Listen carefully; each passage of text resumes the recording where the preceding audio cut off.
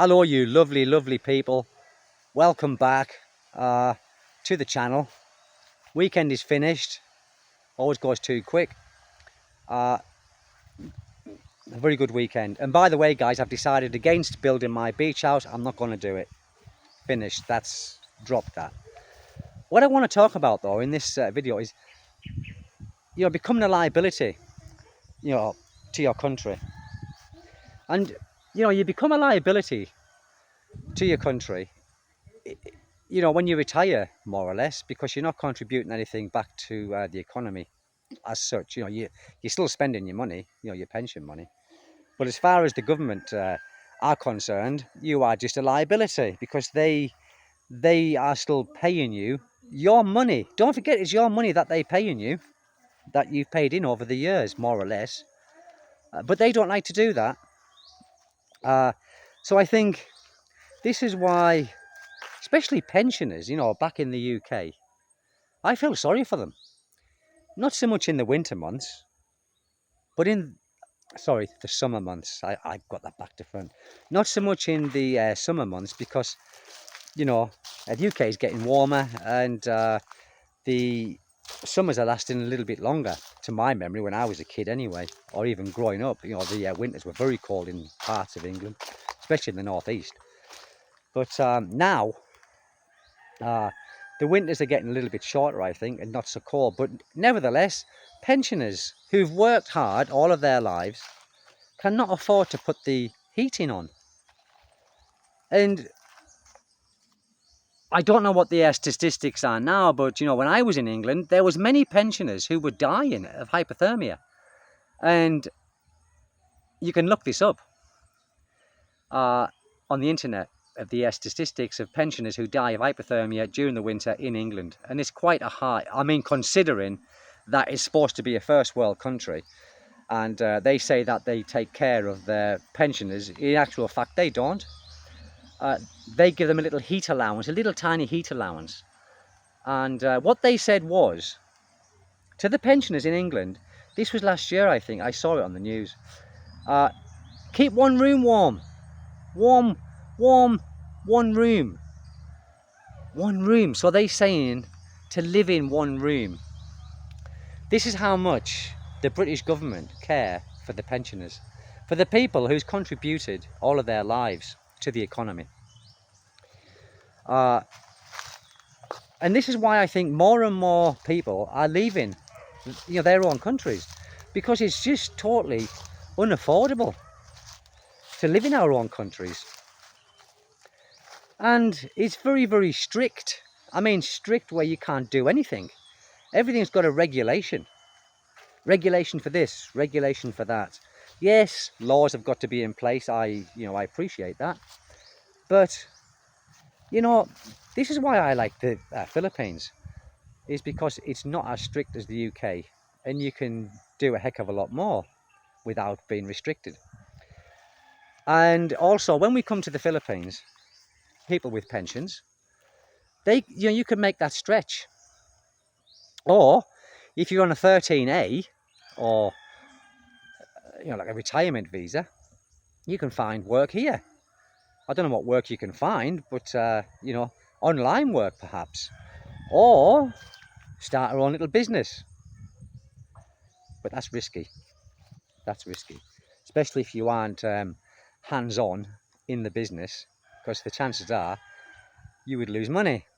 You've got to be hands-on here, guys. You've got to be hands-on. You've got to have your eyes on the ball all the time. Otherwise, you find yourself come unstuck. Like a friend of mine had a meat business. He had a meat shop, bought all the meat, and the meat used to come from Cagayan. And he never once made a profit because he wasn't there. In fact, he lost all the time, because the people he had working for him were probably selling the meat and keeping the profits, or keeping partial of it. So he just lost on that. But getting back to being a liability to your country, I remember, I don't know about you guys, it depends how old you are, but I was very young at the time. I think I was about 13 or 14 when the Falklands War started, and that was Margaret Thatcher, the Iron Lady. Whatever your feelings are about her, I don't know, it's mixed feelings, I mean, I was in the northeast, and she closed all the coal mines down, or she privatised them, and Arthur Scargill sold all of the he sold all the workers out from the NCB, the National Coal Board. But that's neither here nor there. That's neither here nor there. But these soldiers who were coming back from the Falklands, and by the way, we were very close of losing that war. We were very close in the UK of doing like a national conscript. I don't think many people might have known that, but we were very close. That was a tight war. But anyway, many of these soldiers that were coming back from these wars, and not just that war, because that didn't go on for that long, but, and we won it. They have post-traumatic stress syndrome, okay? Many soldiers do across the world, when they've been to battle and there's, they see mates being shot and bits of body blown off them. It's got to disturb you. No amount of training in combat can, prepare you for the casualties of war. Okay. Now, many veterans in the UK, and I know this through a friend of mine because he's got a charity business,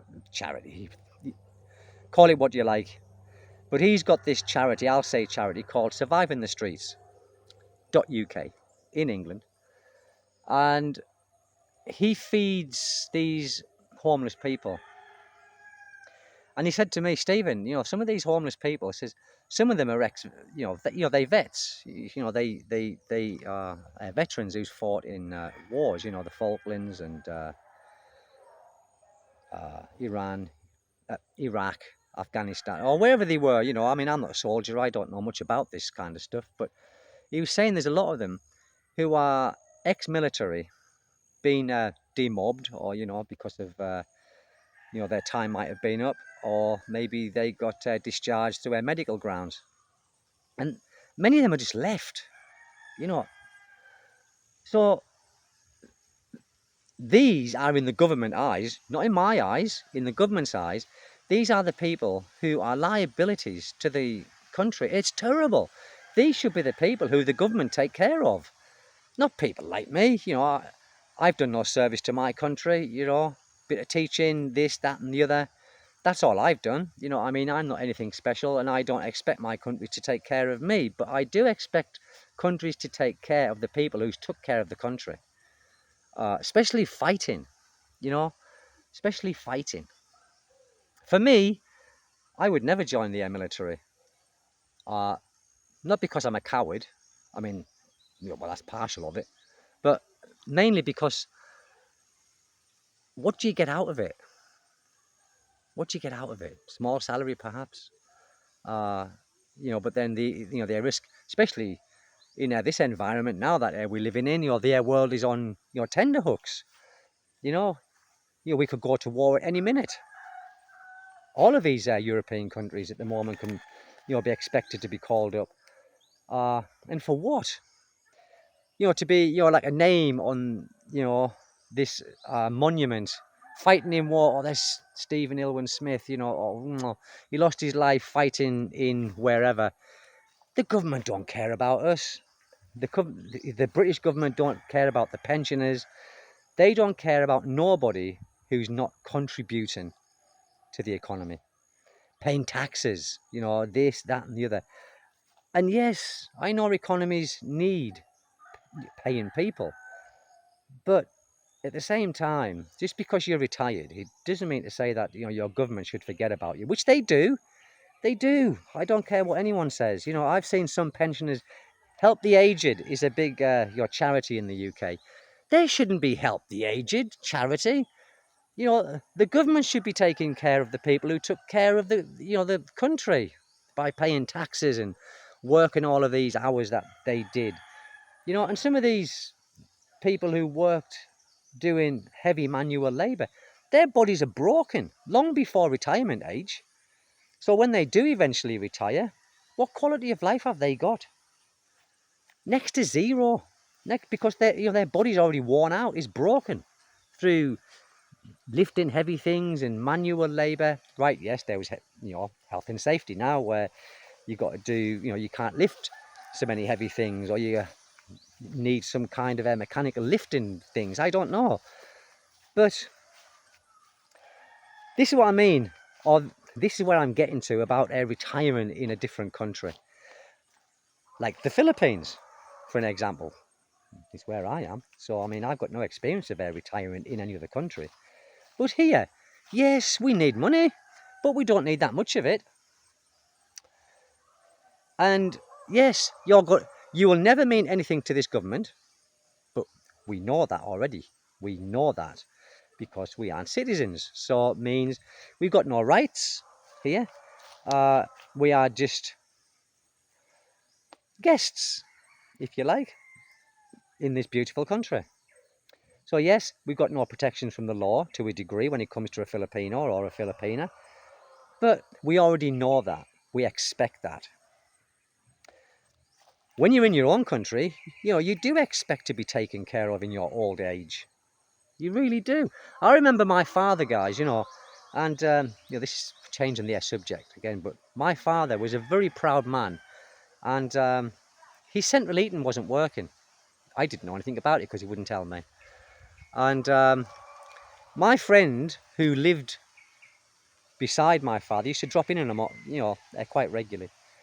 And one time he phoned me up and said, "Steve, your dad's heating, it's not working." I said, "Oh, okay." I said, "I'll come down there." And I said, "I'll get someone out." He said, "No," he says, "Your dad said don't." He says, "Don't tell my son, Stephen." He said, "I don't want my son knowing about it, me, because he knows that I will go down there and sort it out."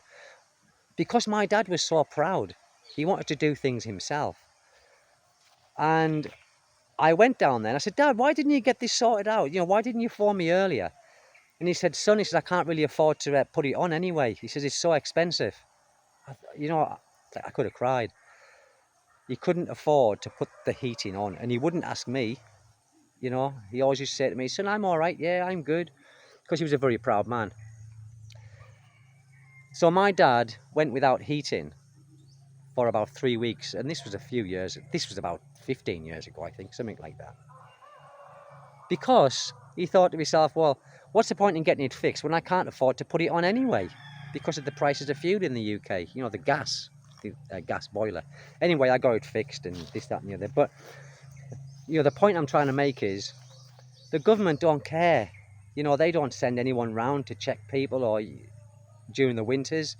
There is Help the Aged, which is a charity-based thing to help the pensioners. Anyway, getting back to the Philippines here. So here, you don't need that much money to live here. And yes, foreigners are big contributors to the Philippines. Not the foreigners who live here, I don't think, because when you live in here, you are more careful with your money. Holiday makers, they come and spend. So they might spend the equivalent in 1 month holiday here as what you might spend in a year. So don't have that misconception that people like us who live here are big for the economy. We not. It's the holiday makers, the foreigners who come here on holidays with a pocket full of money and they want to spend it. We still got to stretch our money out, so we got to budget our money. But yeah, guys, becoming like a liability to our own countries. And maybe 30 years ago, people would never have dreamt about leaving their countries because they probably liked their countries then. It was different. It was very different then to what it is now. I'm not, because I don't get a pension yet, but always what people are in the UK is, like a number on a computer. Oh, better send out his pension this month, his measly bit of pension. And by the way, the British have the lowest pension in the Western world. They have the lowest pension in the Western world, in the first world country. So what does that say? What does that say about the UK? It's in a crap state, terrible state. And guys, listen, stabilizer. This has got a stabilising thing on it, but it doesn't work with the front camera. It's brilliant on the back camera, on the main camera. Yeah, it stabilises, but it doesn't stabilise on the front. What point is that? And this is supposed to be a vlogger's camera, phone. Why doesn't it do it on the front? It doesn't. It doesn't, guys, really. So yeah, but I've got a stabiliser coming at some point. It is coming. So this will not be as jerky, wobbly, and giving you a headache, making you dizzy. So that's just a video of here, there and anywhere, really. And like I said, I'm not building the house on the beach. Too risky, don't want to do it. Bad idea. So I've left that one go. And oh, I'm getting bitten by mosquitoes. I'm going to go, guys, anyway. Thank you for dropping by always, people. And please like, subscribe and share and all them things. And I'll see you next time. Thank you so much, guys. Bye-bye.